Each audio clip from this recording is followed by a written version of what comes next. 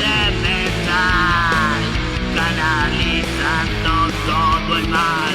Viaje interestelar, parábola o cometa. Vivir es renunciar, perder para ganar. Fue falta de astucia y de malicia era el plan. Se perdió por el camino gris, un viaje marcado desde allí.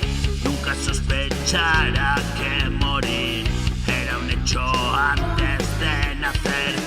Evitar la sombra fue fútil, no hay donde escapar, es inútil. Desarmado para el combate, ese mártir porta la llave.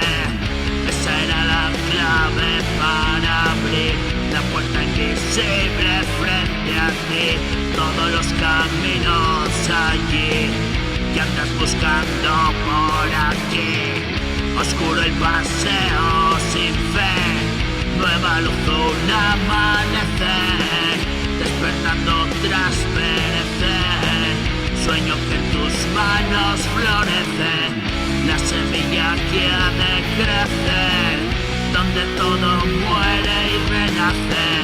En tu pecho me sentí caer, el corazón que siempre late.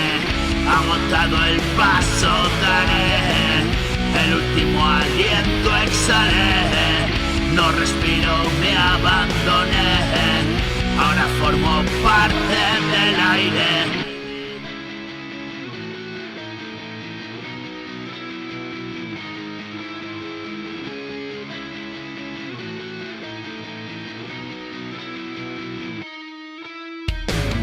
Es perpetuo, yo ya lo sé, incorrupto y excitante, silenciosa calma errante, apacigüe del caminante, camino de